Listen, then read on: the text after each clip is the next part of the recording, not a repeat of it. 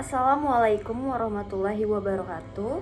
Perkenalkan, nama saya Mulia Ramadanti dari Universitas Dian Nusantara. Saya ingin mempresentasikan mengenai tema jasa virtual office dan service office.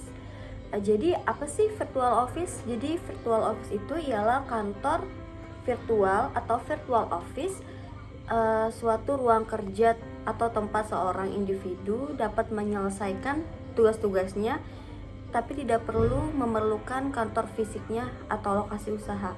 Jadi kalian bisa menyewa alamat dan surat domisili tanpa harus memiliki tempat usaha. Jadi ini cocok banget buat kalian yang baru memulai usaha, yang nggak punya budget terutamanya, jadi hanya bisa menggunakan alamatnya aja. Itu cocok banget buat virtual office. Nah, kegunaannya memakai virtual office tuh apa aja sih? Jadi yang pertama, bisa mengurangi budget perusahaan. Jadi kalian nggak perlu untuk ngerekrut resepsionis, ngerekrut office boy. Jadi kalau virtual office itu udah include semuanya.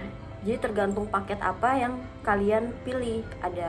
Mulai dari paket tambahan nomor telepon atau surat menyurat aja atau alamatnya aja, dan ada juga fasilitas meeting room. Jadi kalian nggak perlu lagi kayak harus sewa atau beli meja-meja kantor, tapi kalian udah siap pakai aja gitu loh untuk virtual office ini. Nah, yang kedua, jam kerja yang fleksibel. Jadi kalian nggak perlu setiap hari ke kantor, jadi bisa work from home atau seminggu atau sebulan, atau maybe kalian bisa ke kantor yang kalian mau gitu. Terus kegunaannya virtual office selain kedua itu, yang ketiga, dapat menggunakan alamat kantor di kawasan business center. Jadi biasanya kalau untuk mengurus surat menyurat, kalian tuh nggak bisa untuk di kawasan perukoan, jadi kalian harus kawasan business center. Nah, di sini aku mau jelasin di APL Tower itu ada yang namanya Meso.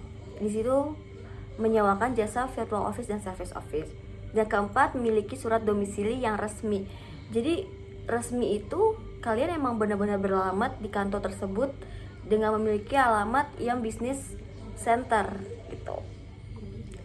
Selain kelebihan memakai virtual office, itu pastinya ada kekurangan virtual office. Yang pertama, hubungan dengan karyawan tidak terlalu dekat. Nah, karena kan kalian tidak intens setiap hari bertemu dengan karyawan kan, jadi otomatis bakal jarang ketemu. Dan biasanya ada juga secara pribadi memakai virtual office. Dan kedua, tidak mempunyai ruangan kerja pribadi. Jadi hanya alamat, kalian biasanya hanya bisa untuk di meeting room dan bisa di lounge untuk ngopi, ngeteh gitu, dan ngambil surat menyurat biasanya. Siapa aja sih yang bisa menyewa virtual office? Semua bisa menyewa virtual office sesuai kebutuhan, terutama untuk pembisnis. Kedua, untuk pemula usaha, bisa dibilang startup. Yang ketiga, bisa nama pribadi juga. Kalau mau sewa virtual office kemana ya? Biasanya banyak di internet juga untuk jasa virtual office dan service office. Tapi di sini aku mau rekomend di PT Meso di Apple Tower Central Park. Dia juga menyewakan virtual office dan service office. Selain itu, kan tadi kan kita udah mengenal jasa virtual office. Nah, di sini aku mau ngejelasin jasa service office. Bedanya apa sih sama virtual office dan service office? Jadi kalau virtual office yang tadi saya jelasin, virtual office itu ialah dimana seseorang ingin memulai kerja dan memulai usaha tanpa harus memiliki kantor usaha. Yang kedua, service office bedanya ialah sebuah kantor fisik di mana lingkungannya kerja dan lebih formal dan profesional dan bersifat privasi dan mempunyai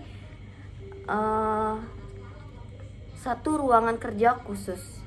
Jadi bukan hanya alamat aja, tapi punya ruangan khusus dan udah include resepsionis, udah include OB, biasanya juga udah include office boy. Jadi nggak usah ngerekrut karyawan lagi gitu loh untuk OB-nya. Mungkin staff-staff seperti finance dan yang lain-lain mungkin ngerekrut, karena biasanya dalam satu ruangan itu ada, tergantung ruangan yang diambil sih, ada 2, ada 3, dan bakal ada juga yang share table. Biasanya share table itu hanya perorangan sih, tapi itu jatuhnya udah masuk ke service office. Nah, jadi kalian udah pada tahu kan bedanya virtual office dan service office itu apa? Jadi keduanya itu sangat-sangat menguntungkan sekali kalau untuk aku. Nah, kalian punya ketertarikan gak untuk memakai virtual office? Kalau saya pribadi sangat tertarik sekali, karena dengan kita memakai virtual office itu sama aja kita udah memulai suatu usaha dan semakin termotivasi untuk menjadi pengusaha, karena untuk memulai suatu usaha dengan niat itu harus dari nol. Banyak perusahaan yang dimulai memakai jasa virtual office dan semakin lama itu semakin berkembang dan bahkan bisa mempunyai service office, karena dimulai dari nol. Dengan kita memakai service office itu tuh biasanya lebih bersifat pribadi, karena tidak memakai alamat aja dan nggak ada kantornya. Jadi service office itu kita mempunyai kantor, jadi 24/7 itu bisa ngantor. Selain itu juga terkadang banyak pengusaha online, online shop, startup yang baru memulai usaha, ingin masuk ke service office dan virtual office. Yang sudah berkembang juga ingin mempunyai alamat kantor, bisa juga menggunakan jasa virtual office, karena biasanya alamat online shop tersebut tidak bisa untuk mengurus dokumen-dokumen tertentu untuk dipakai. Jadi harus otomatis harus menyewa jasa virtual office ini. Nah, ada apa aja sih di perusahaan virtual office ini? Selain membuat akta perusahaan dan juga menyewakan jasa virtual office dan juga service office, kita juga ada mengurus pajak, mengurusi pemindahan domisili, biasanya untuk PKP, BPOM, dan juga survei pajak, bisa masalah konsultasi pajak, pokoknya semuanya bisa teratasi di jasa virtual office dan service office ini. Jadi sekian dan terima kasih hasil dari presentasi saya, semoga bermanfaat untuk kalian semua. Terima kasih.